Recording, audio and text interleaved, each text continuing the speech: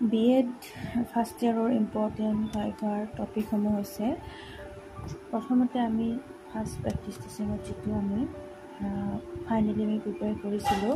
আমি final practice টেষ্টিঙৰ কাৰণে সেইটো ভালদৰে প্ৰিপেয়াৰ কৰিব লাগে তাৰপিছত মাইক্ৰ' টিচিঙৰ যিবিলাক ষ্টেপছ আছে সেই ষ্টেপছবোৰ আমি ভালদৰে চাব লাগে লেচন প্লেনটো আমি চাব লাগে লেচন প্লেন আমি যিমান কৰিলোঁ সেইবোৰৰ বিষয়ে চোৱাৰ উপৰি আমি লেচন প্লেনত কি ষ্টেপ ফ'ল' কৰোঁ যেনে ইন্ট্ৰডাকশ্যন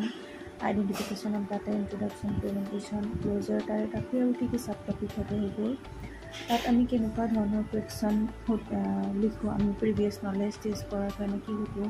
প্ৰেজেণ্টেশ্যনৰ সময়ত আমি কেনেকুৱা কুৱেশ্যন দিওঁ বা আমি লাষ্টত চামাৰীত আমি ক্ল'জাৰত আমি কেনেকুৱা ধৰণৰ কুৱেশ্যন দিওঁ ষ্টুডেণ্টক টেষ্ট কৰিবৰ বাবে সেইবোৰ আমি দিওঁ তাৰপিছত টিচিং ষ্টাইলবিলাক আমি কি টিচিং ষ্টাইল ব্যৱহাৰ কৰিছোঁ বা আমি কেনেকুৱা ব্যৱহাৰ কৰিছোঁ আমাৰ লেচন প্লেনৰ হিচাপত সেইবোৰ দিব পাৰে তাৰপিছত টিচিং ডিভাইচবিলাক তাৰপিছত ক্লাছৰুম মেনেজমেণ্ট আমি কেনেকৈ কৰিম ষ্টুডেণ্টক যদি আমি আমাৰ স্কুলৰ এক্সপিৰিয়েঞ্চটো সুধিব পাৰে বা স্কুলত আমি ক্লাছৰুম মেনেজ কৰাৰ কাৰণে আমি কি ষ্টেপ লৈছোঁ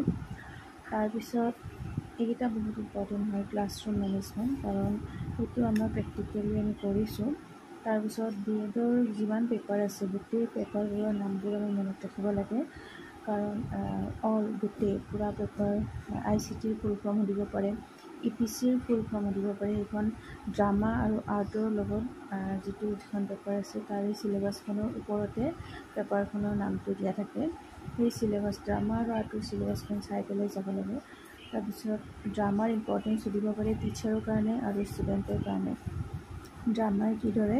টিচাৰক হেল্প কৰে পঢ়োৱাত আৰু ষ্টুডেণ্টৰ কি বেনিফিট হ'ব পাৰে ড্ৰামাৰ পৰা সেইটো সুধিব পাৰে তাৰপিছত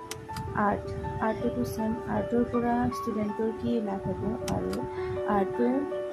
আৰ্টৰ জৰিয়তে কি ডেভেলপ হয় টিচাৰৰ লগতে ICTৰ ফুল ফৰ্ম আৰ্টৰ প্ৰাইমেৰী কালাৰ ছেকেণ্ডেৰী কালাৰ